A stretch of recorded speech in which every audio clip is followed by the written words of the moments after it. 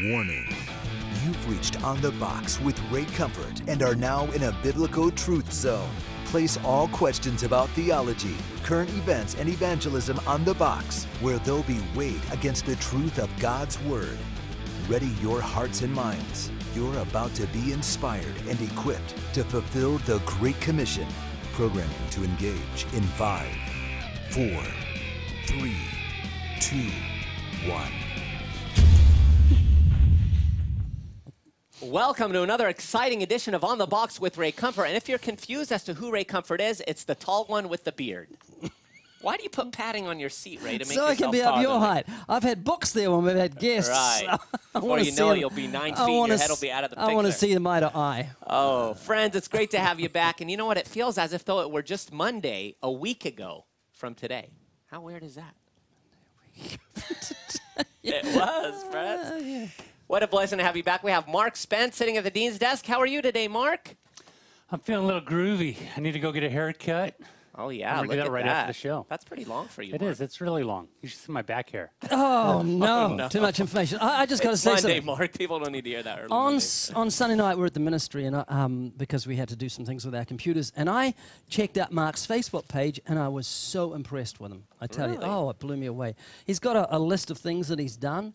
And I found things I didn't even know about. I thought I knew Mark. He's written a book that's sold well, and someone else got the credit for. He's memorized the whole New Testament. And I was thinking, Mark, you're such an incredible guy. And right at the bottom of this huge list is, 2 of the things on this list aren't true. Do you know what they are? It's hard to tell with Mark sometimes. I didn't take the guy I think seriously. you hit it with Weasel. Oh, that's right. Weasel. Friends, it's great to have you back with us. And speaking of Facebook, we're extremely excited not only about what God is doing with Facebook, and if you haven't connected with us on Facebook, please be sure to do that.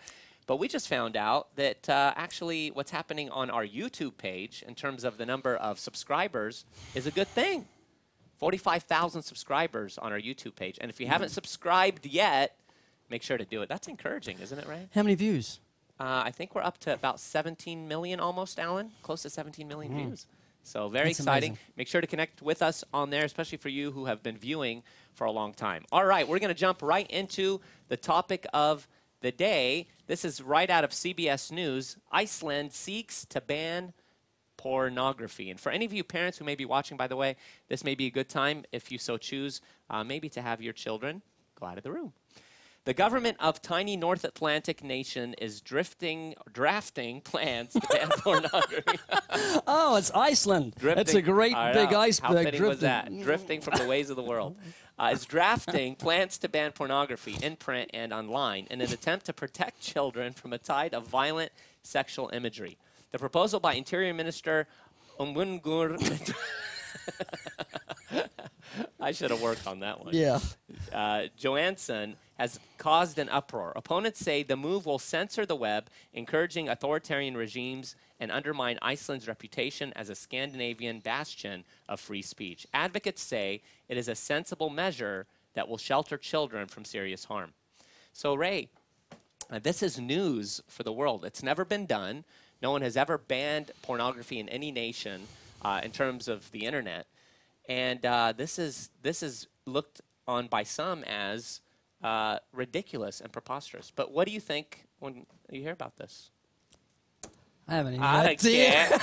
It's like the dam has burst, and they couldn't say, how can we get the water back in the dam? But yeah, I think it's a good thing. Do any countries ban child pornography? Every country. Well, what's with the think of. censorship business? They should let everything go. It's hypocrisy as far as they've got a standard of ethics. It's very, very low, but it is there. It won't last for too long, but it is there, and it's just the height of hypocrisy. Right. But God bless Iceland for their cool stand. Yeah. Well, Iceland actually has taken some stands. You know, it's a small country. It's the only time I've ever heard it mentioned in my life. Iceland? Yes. It's not mentioned much, but it's actually, you know, it's a Nordic European country. It's considered a part of Europe, though some people wonder. It's where are you looking, right? You looking over there? It's you know, right up there next to Greenland, which is next to Canada, and it's right there in between. I've Norway heard it and said that Iceland was called Iceland to keep people away from it because it's nice and green, and Greenland was called Greenland and it's full of ice. I always wondered that. You fly over Greenland and it's all, you just see a big block of ice. Yeah. But anyhow, it's a small country,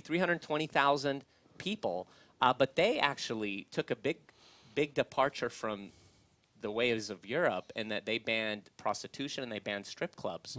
And they actually have a ban on pornography, but it's just not been enforced really. So now they're taking it to the next level. And so it's interesting, and you know, I'll be interested to see what happens. Yeah. Mark, what do you think about this?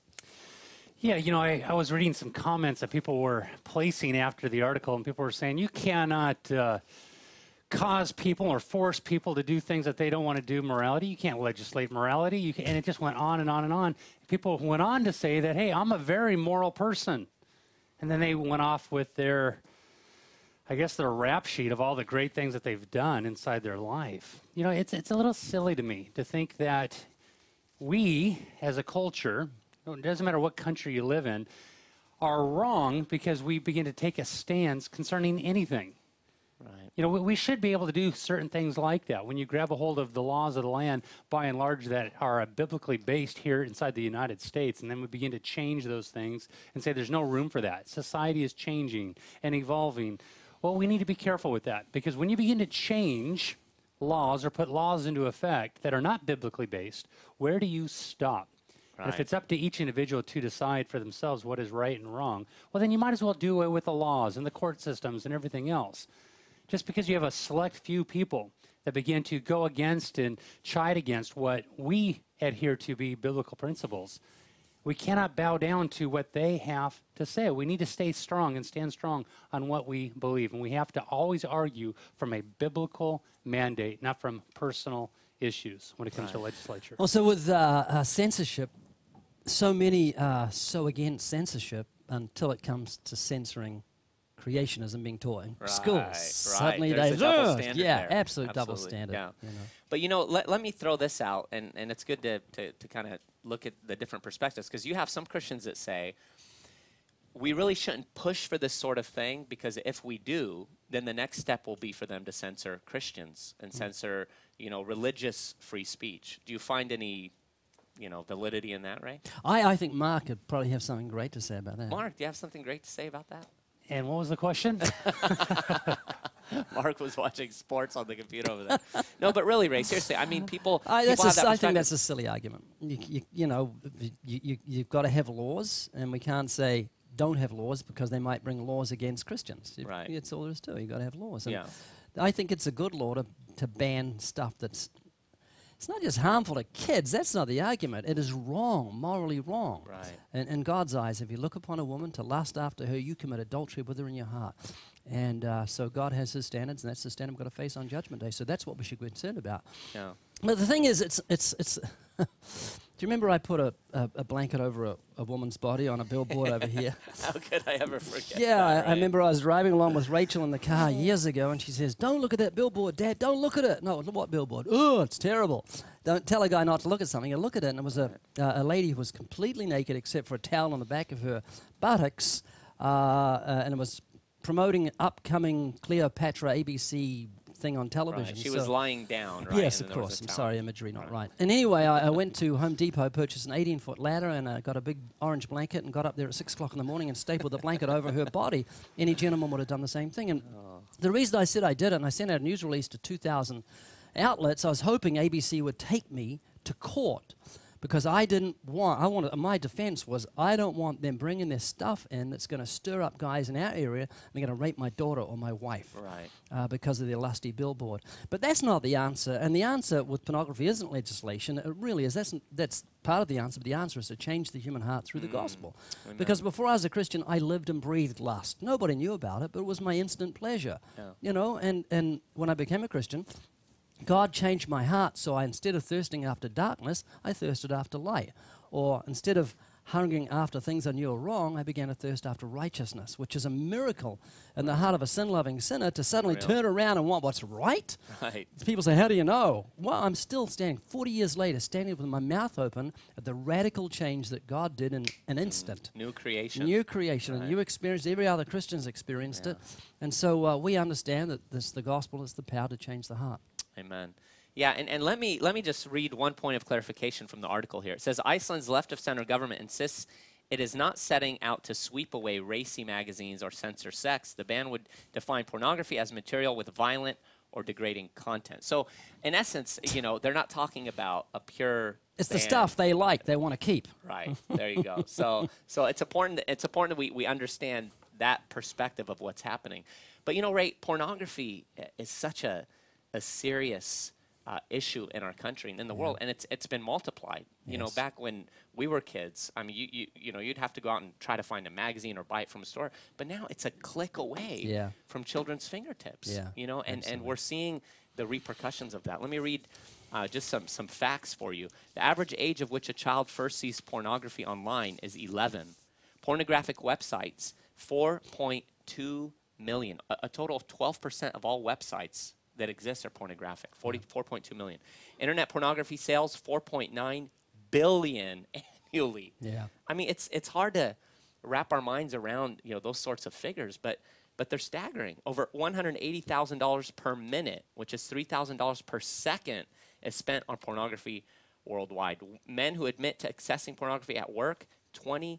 20% of men at work, where oftentimes what they look at is logged. Yeah. And it's such an insidious stranglehold on their lives that they're even willing to do it at work. It's like moths to a flame, and there's a lot of dead moths at the bases of flames, and that's exactly what's going to happen. We don't see the full repercussions now, but we will on Judgment Day. Right. And that's a fearful thing. Yeah. So I want you and Mark both to touch on what are ways, for those that are watching today, maybe guys that are struggling with pornography or whatnot, or parents, as you guard your kids, to just give some tips on how men can guard against this. So Mark, I want to go to you first and get a few tips from you. Boy, we are inundated with pornographic images all throughout our culture. You don't have to travel very far before you see billboards or commercials, before you see newspapers or magazines at the supermarket. Right. You have to safeguard your heart and your eyes. You have to bounce your eyes, as Steve Arterburn likes to share inside of his book. A very powerful thing. But I think the number one thing that we need to have to cultivate the fear of the Lord inside of our lives, to abstain and to run from these sort of things, is accountability. Right. We need to have people inside of our lives, friends, perhaps a family member, somebody who's close and dear to you, who you can confide in, who you can run to. If you don't have accountability inside your life, and you're a young male who is tempted in these areas very strongly, well, you're setting yourself up for fail. No man is an island. You begin to isolate yourself. You're seeking after your own desires and pleasures, and you're going to be shot off the fence very quickly, just waiting. It's been said that while you're sleeping, the enemy is planning your demise. He's looking to take you out of the race. Right. Now, with that said, I talk to people all the time, guys, who say, you know what, hey, I'm doing really well in this area. How are you doing? I'm doing really well in this area. Specifically, and that's what they think that I'm alluding to. I say, hey, how you doing? They go, well, I'm not giving myself over to these sort of things. I go, look, I'm not even referring to these things, but a lot of times, guys think that they're doing well because they're not doing anything in this area, and all the while they're not doing anything. Right. They're not marching forward. They're not sharing their faith. They're not handing out tracts. They're not being faithful to their spouses in other areas, or being great leaders to their kids. We need accountability in all areas of our lives, and then specifically with this, we need to have accountability every week, every day if need be. And I think that would be a great thing to do. You seek after the Lord with others who pursue the Lord out of a pure heart. I think that's what we need. Right. So, Ray, what tips would you have? I would say if you're into pornography, take some to church and during worship read it. And you say, I could never do that in the presence of God. Well, you're doing it at home in God's presence. Right. God doesn't present himself in a building we call a church. He's omniscient. He's omnipresent. So if you look at pornography at any time, you don't have the fear of the Lord, because the Bible says you are committing adultery when you look with lust. So it's as serious as committing adultery. So Jesus said, if your eye offends you, pluck it out and cast it from you. And if your eye is causing you offense by looking at pornography, Jesus said it is so serious. He's not saying mutilate your body. He's just bringing what's called hyperbole to explain to us how serious sin is. Better you didn't have an eye that it was plucked out than have an eye that looks at pornography. Better you didn't have a hand that turned the pages of pornography or clicked a mouse so you could look at it. So cultivate the fear of the Lord above all things. Walk in his daily in the knowledge that he is present in everything he does. And if you're tempted to look at pornography, do 50 push-ups, and then if you still feel tempted, do 50 sit-ups, and then another 50 push-ups, and you'll be so exhausted you won't be able to think straight. Oh, jumping jacks, right? Yeah, do some jumping jacks too. Yeah, you know, it's really tragic to see how many men are hindered in their calling as ambassadors of Christ and in preaching the gospel because of dabbling around with that. Even if it's not pornography per se, but lust, which is, like you say, pornography of the heart. Yeah. You know, you want to see yourself liberated and freed, men, in terms of the highest calling that we as human beings have been given, to be representatives of the God of the universe and to preach the everlasting gospel. Cut that stuff off. And, you know, view it as the equivalent of murder. View it as the equivalent of child molestation, which to you are unthinkable. Let it be like that. Cut it off and watch what the Lord will do in your life. Yeah. So it is a very serious thing, and we hope that this has encouraged some of you. Pray for Iceland. Pray for America. Pray for the world in regards to this serious epidemic that's destroying people's lives. Excellent. All right, on to the weekend debrief. Ray, how was Huntington? Oh, Saturday, hunting the beach was absolutely wonderful. As we're driving there, I just, without telling Scotty, we just burst into prayers, and we're driving. I said, Lord, please give us some good hecklers. And we had them lining up. Yeah, it was great. A little hard to get a crowd at the beginning, as we'll see with a little clip we got. But an interesting thing happened like half an hour before the end. I got a good-sized crowd. Guy in the crowd calls out, how could God have caused evolution or bring about creation? And I said, no way. He says, why not? I said, because Jesus said in the beginning, God made them male and female. Wow. In the beginning. Right. And he said, look, he says, I still think he could have used evolution. I said, you a Christian? He said, absolutely. I said, are you born again? Yes, I am. So I just asked one more question. I said, are you having sex with your girlfriend? And his body language just changed. And he says, boom. Yeah, and he said, what's it called when you attack the person rather than the argument? Ad hominem. And he says, that's ad hominem. I says, no, it's not. It's a question. Are you having sex with your girlfriend? And he let out the F word at me. Oh, wow. And it really shows that if you can marry evolution with God, then you can get moral responsibility, because the God of the Bible isn't the God you have to stand in front of. Yeah. And he's not the one that says, if you look with lust, you commit adultery, etc. Do you have that guy on video? No? Scotty missed it, but it would have been a little difficult. It was humiliating for him, and we didn't have his permission. No mercy, Ray. Just boom, right at him, right there. Well, I love the guy and care for him, and he's just. And I says, you're deceiving yourself. This is hypocrisy. You're not deceiving God. You're not even deceiving your friends. You're deceiving yourself if you play the hypocrite. Right. Wow. And, all right. Well, let's take a look at the video from Huntington.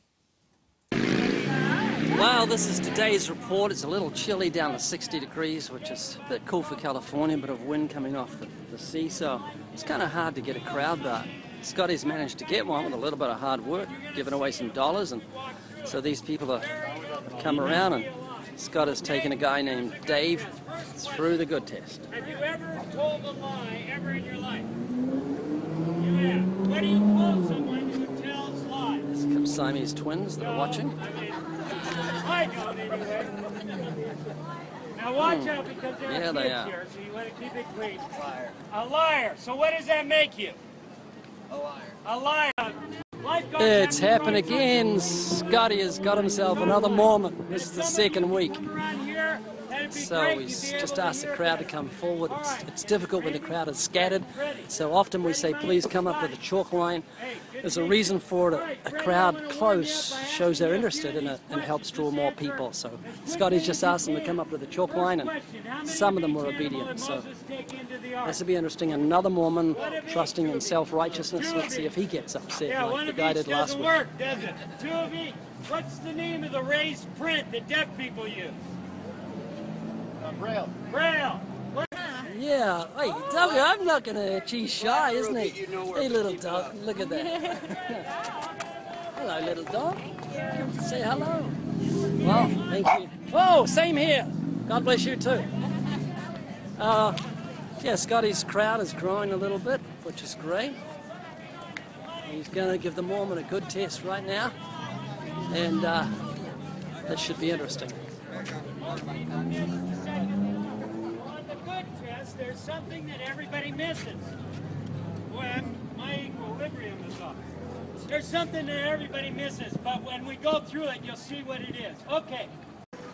Scotty's doing a great job here. It's very difficult with a Mormon that doesn't really hold the crowd because they don't have that much conviction. But Scotty's just told him the God of the Mormonism, or the Savior of Mormonism, is a different Jesus.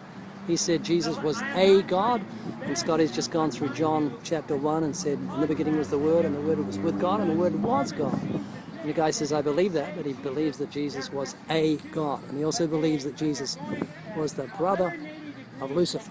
Oh, screw it. That's very cool. So anyway, good old Scotty. Crowd's a bit thin, but a Mormon's hearing the truth. Ray, did you actually say squirrel there? Yes, I did. Now listen, you always show dogs in these Oh, I clips. love Why don't you dogs. take Sam to bark the gospel to these other dogs down there? To every creature, Every absolutely. creature, right? Yes. Oh, that was great. And were those Siamese twins that we saw in the Oh, show? yes, there were Siamese twins, and get all they're sorts listening of them. together. That was awesome. Mark, what do we do this Friday night? Yeah, we went to the Orange Block, or what's commonly known now as the Outlets. Right. Boy, there was a large group that had gathered together, and I was really impressed, actually, with Easy, the crowd that he had. I was sitting at a table talking with a couple people, and I look over at Easy, and there was a huge crowd, and I didn't even know Easy was there in the midst of it all. And then I look closely, I go, hey, there's Easy. He's like rapping. I go over there, and he's going through the lie detector test, and then he starts to rap. And I took a little picture right at the beginning. The crowd actually got a lot bigger than that. Oh, there it is. Yeah, there's Easy. He's right there in the middle looking to the right. Yeah. But, they were very attentive. You could see them looking at each other, and then security ends up coming. But yeah, there were a lot of kids. And, you know, when you get Yeah. a crowd that big, I found it so good, especially with youth like that. You know, you preach the gospel in the most creative forms that you can. So, you know, I took the lie detector thing. With Oh, the you did the magnet. little one? Yes. Oh, it was so much fun. Then I started rapping for him and stuff. You It was great. rapped? Yeah. Did you rap the gospel? I did. Yeah, I rapped a bit of my testimony.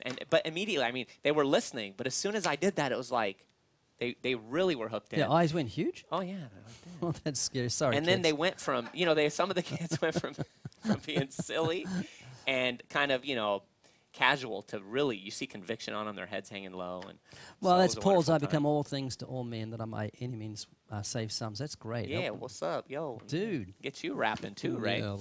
All right, I friends, did. we have for you a great video, and I think this is good in light of the subject that we were talking about earlier, pornography. Many of you, I'm sure, have heard of Joshua Harris, those Christian friends of ours that are watching.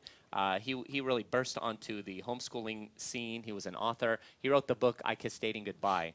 And this is adapted from that. So let's go ahead and roll it. In that place between wakefulness and dreams, I found myself in the womb. There were no distinguishing features save for the mysterious array of black cabinets which surrounded me.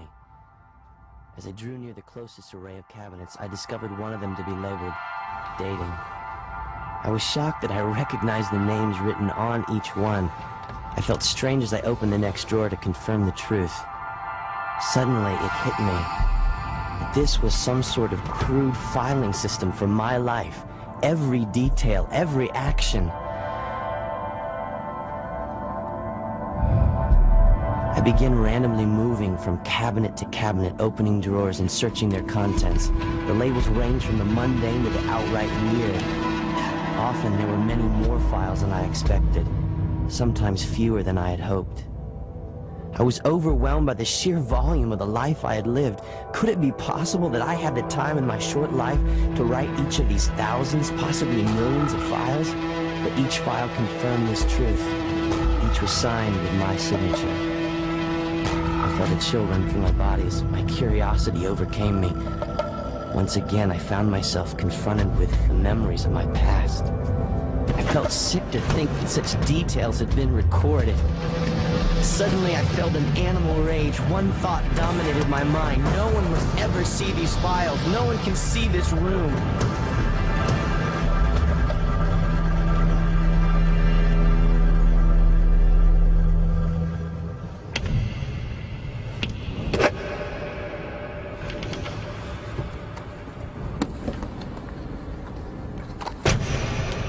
Defeated and utterly helpless, I returned the file to its drawer. And then I saw it.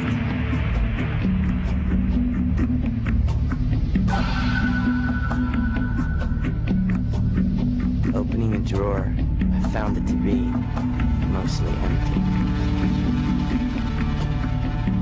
Then tears filled my eyes. I cried out of shame. No one must ever, ever know of this room. And then I saw him. I watched helplessly as he began to open and read the files. He seemed to intuitively go to the worst ones. Why did he have to read every one? Suddenly he was by my side. He could have said so many things, but he didn't say a word. He just cried with me. Then he returned to the files. Starting on one side of the room, he took out a file and began to cover my name. I shouted for him to stop, rushed up and took the card from him. He doesn't deserve this. But there it was, marked in red, so rich, so dark, so alive. The mark of Jesus covered mine. My name was covered in his blood.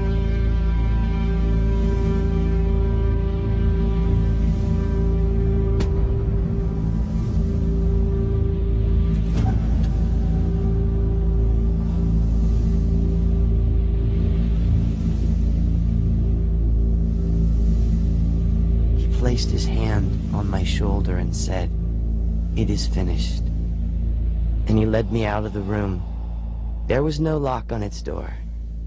There were still files to be written. Boy, what a powerful video when you begin to look at that and you think what separates Christianity from every other worldview is forgiveness. That God paid the ultimate price so that we wouldn't have to. Now's your opportunity to get down on your knees and cry out to God to have forgiveness on you, and he will do that very thing. Look us up on Facebook and YouTube if you so choose to do so. God bless you. We'll see you tomorrow. For questions about On the Box with Ray Comfort or to submit questions for future shows, please email onthebox@livingwaters.com. That's onthebox@livingwaters.com. On the Box with Ray Comfort is an outreach of Living Waters. For more resources to inspire and equip you to fulfill the Great Commission, check out livingwaters.com or call toll-free 1-800-437-1893. Now go and preach the gospel.